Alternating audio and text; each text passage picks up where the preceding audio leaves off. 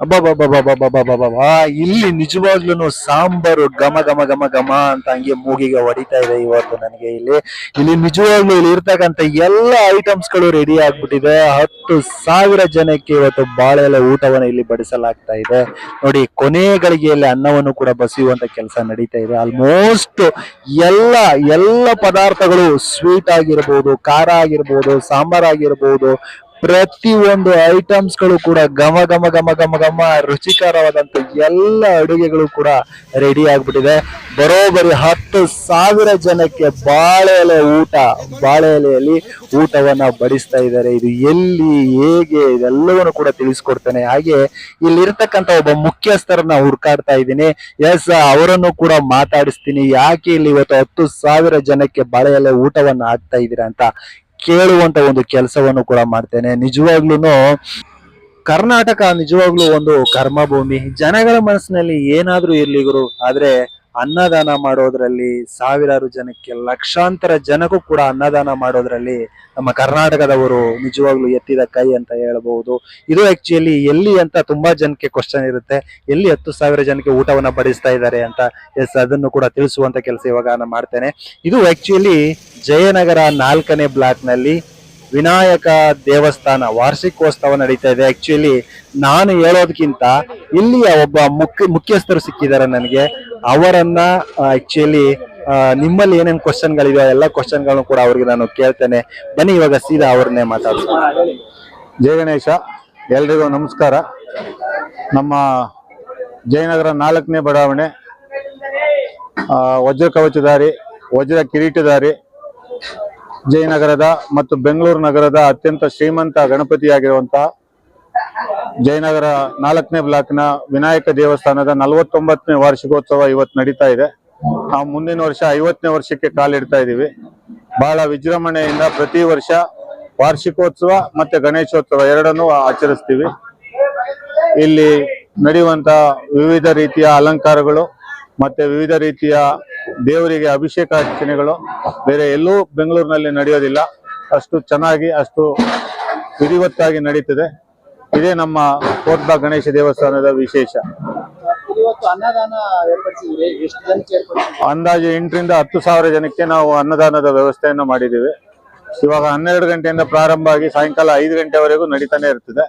ಅದ ನಂತರ ಮತ್ತೆ ಸಂಜೆನೂ ಕಾರ್ಯಕ್ರಮಗಳು ನಡೀತಾನೆ ಇರುತ್ತೆ. ಎಷ್ಟು ದಿನ ಇರುತ್ತೆ? ಇದು ವಾರ್ಷಿಕೋತ್ಸವ 3 ದಿನ ಇರುತ್ತೆ. 20, 21 ಮತ್ತೆ 22ನೇ ತಾರೀಕು ಪ್ರತಿ ವರ್ಷ. ಮತ್ತೆ ಗಣೇಶೋತ್ಸವನ ವಿಜೃಂಭಣೆಯಾಗಿ 9 ದಿವಸ ಆಚರಣೆ ಮಾಡ್ತೀವಿ. ಅನ್ನದಾನ ಎಷ್ಟು ದಿನ ಇರುತ್ತೆ? ಅನ್ನದಾನ ಇವತ್ತಿರುತ್ತೆ ಸರ್, ಇವತ್ತು ಮಾತ್ರ ಇರುತ್ತೆ. 22ನೇ ತಾರೀಕು ಪ್ರತಿ ವರ್ಷ ಸುಮಾರು 8ರಿಂದ 10,000 ಜನಕ್ಕೆ ನಡೆಯುತ್ತೆ ಸರ್. ಇದರಲ್ಲಿ ನಿಮಗೆ ಬಿಸಿಬೇಳೆ ಬಾತ್ ಬರುತ್ತೆ, ಅನ್ನ ಸಾಂಬಾರು, ಅನ್ನ ರಸಮ್ಮು, ಅನ್ನ ಮಜ್ಜಿಗೆ, ಮತ್ತೆ 2 ಪಲ್ಯ, ಕೋಸಂಬರಿ, 2 ಸ್ವೀಟು, ಇದೆಲ್ಲದೂ ಇರುತ್ತೆ ಸರ್. ಭೂರಿ ಭೋಜನ ಅಂತ ಹೇಳ್ಬೋದು.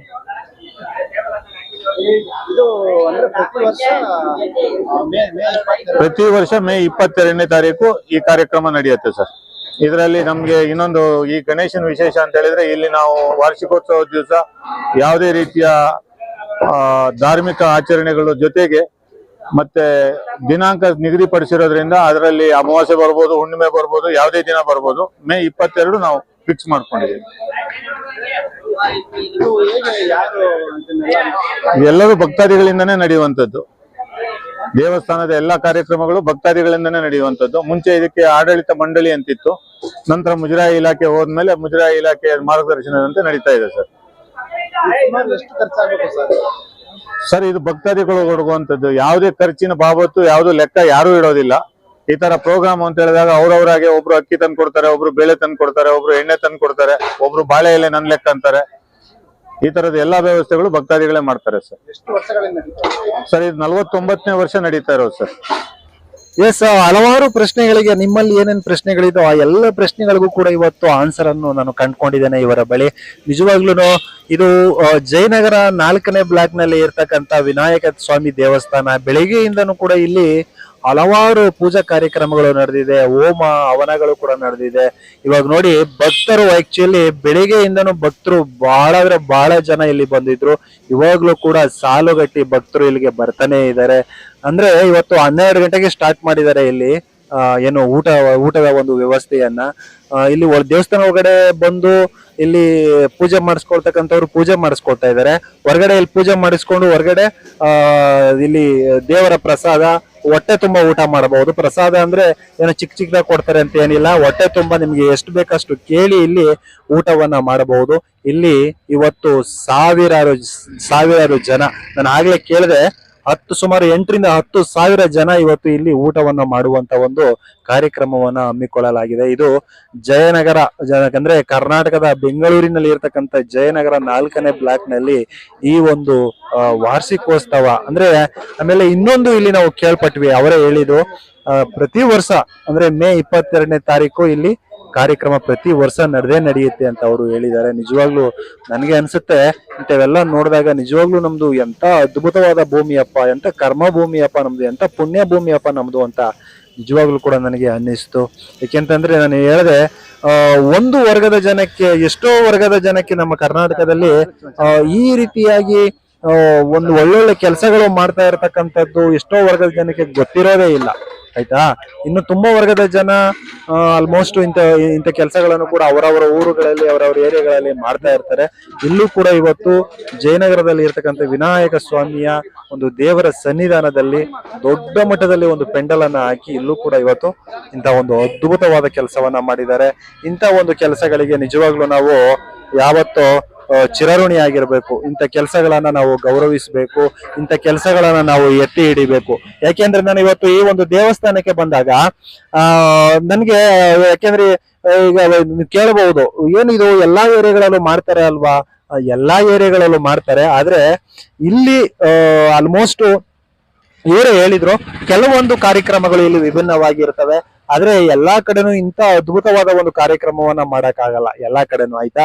ಹಾಗಾಗಿ ನಾವು ಏನೇನೋ ವಿಡಿಯೋಗಳನ್ನ ಮಾಡಿ ಆಗೋಕ್ಕಿಂತ, ಈಗ ನೀವು ನೋಡಿರ್ಬೋದು ಕರ್ನಾಟಕದಲ್ಲಿ ಎಂತ ರೌಡಿಗಳೆಲ್ಲ ಕೂತ್ಕೊಂಡು ಮಾತಾಡ್ತಾರೆ ಟಿವಿ ಚಾನೆಲ್ಗಳಲ್ಲಿ, ಮತ್ತೆ ಸೋಷಿಯಲ್ ಮೀಡಿಯಾಗಳಲ್ಲಿ ಕೂತ್ಕೊಂಡು ಮಾತಾಡ್ತಾರೆ, ಅಥವಾ ಒಂದು ಏನೋ ಕೊಲೆ ವಿಡಿಯೋಗಳಾಗಿರ್ಬೋದು, ಒಂದು ಅಸಭ್ಯವಾಗಿರ್ತಕ್ಕಂಥ ವಿಡಿಯೋಗಳಾಗಿರ್ಬೋದು. ಇಂಥವು ನಮ್ಮ ಕರ್ನಾಟಕದಲ್ಲಿ ಅಥವಾ ನಮ್ಮ ಜಗತ್ತಿನಲ್ಲಿ ಇವತ್ತು ಒಂದು ಪ್ರಮುಖವಾಗಿ ಎದ್ದು ಕಾಣ್ತಾ ಇವೆ. ಅಂತ ವಿಡಿಯೋಗಳೇ ರಾರಾಜಿಸ್ತಾ ಇವೆ, ಅಂತ ವಿಡಿಯೋಗಳೇ ಎಲ್ಲಾ ಕಡೆ ಬರ್ತಾ ಇವೆ. ಇಂಥ ಒಂದು ಸಂದರ್ಭದಲ್ಲಿ ನಾವು ನಿಜವಾಗ್ಲೂ ಇಂಥ ಒಳ್ಳೆ ಕೆಲಸಗಳು ನಡೆದಾಗ, ದೇವರ ಕಾರ್ಯಗಳು, ಇಂಥ ಅದ್ಭುತವಾದ ದೇವರ ಕಾರ್ಯಗಳು ನಡೆದಾಗ ಇಂಥವನ್ನ ನಾವು ಆಕ್ಚುಲಿ ವಿಡಿಯೋ ಮಾಡಬೇಕು, ಜಗತ್ತಿಗೆ ತಿಳಿಸ್ಬೇಕು. ಎಂತ ಅದ್ಭುತ ಕಾರ್ಯಗಳು ನಡೀತಾ ಇದೆ ನೋಡಿ. ಸಾವಿರಾರು ಜನಕ್ಕೆ ಊಟವನ್ನ, ಉಚಿತವಾಗಿ ಊಟವನ್ನ, ಪ್ರಸಾದವನ್ನ ನೀಡ್ತಕ್ಕಂಥ ಅದ್ಭುತವಾದ ಕೆಲಸ ನಡೀತಾ ಇದೆ, ಕಾರ್ಯ ನಡೀತಾ ಇದೆ. ಇದಕ್ಕೆ ಎಲ್ಲರೂ ಕೈ ಜೋಡಿಸಿ, ಇದರಲ್ಲಿ ಎಲ್ಲರೂ ಭಾಗಿಯಾಗಿ ಅಂತ ನಾವು ತಿಳಿಸ್ಬೇಕು.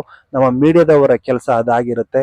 ಇಲ್ಲಿ ಯಾವುದೇ ಒಂದು ರೀತಿಯಾದ ಕಮರ್ಷಿಯಲ್ ಅನ್ನ ತೆಗೆದುಕೊಳ್ಳದೆ, ಅಂದ್ರೆ ನೀವು ನೋಡಿರ್ಬೋದು ಕೆಲವೊಂದ್ ಕಡೆ ದೇವಸ್ಥಾನ ವಿಡಿಯೋಗಳು ಮಾಡಿ 5,000 ಕೊಡಿ 10,000 ಕೊಡಿ ಅಂದ್ಬಿಟ್ಟು ಈಸ್ಕೊಳ್ತಾರೆ. ಆ ರೀತಿಯಾದ ಯಾವ ಕೆಲಸವನ್ನು ಮಾಡಿಲ್ಲ. ಇದು ನಾನು ಪ್ರಾಮಾಣಿಕವಾಗಿ ಇಲ್ಲೊಂದು ಒಳ್ಳೆ ಕೆಲಸ ನಡೀತಾ ಇದೆ, ಇಂಥ ಒಂದು ಒಳ್ಳೆ ಕೆಲಸವನ್ನ ಸಮಾಜಕ್ಕೆ ತಿಳಿಸ್ಬೇಕು ಅನ್ನುವಂತ ಒಂದು ಉದ್ದೇಶವನ್ನ ಇಟ್ಕೊಂಡು ಇವತ್ತು ನಾನು ಇಲ್ಲಿಗೆ ಬಂದು ದೇವಸ್ಥಾನ ಎಲ್ಲವನ್ನು ಕೂಡ ಪ್ರದರ್ಶನ ಮಾಡಿ, ನಾನು ಕೂಡ ಇಲ್ಲಿ ಆಹಾರವನ್ನ ತೆಗೆದುಕೊಂಡು ದೇವರ ಪ್ರಸಾದವನ್ನ ತೆಗೆದುಕೊಂಡು ನಾನು ಇವತ್ತು ಇಲ್ಲಿ ಈ ಒಂದು ವಿಡಿಯೋವನ್ನ ಮಾಡಿ ಹಾಕಿದ್ದೇನೆ.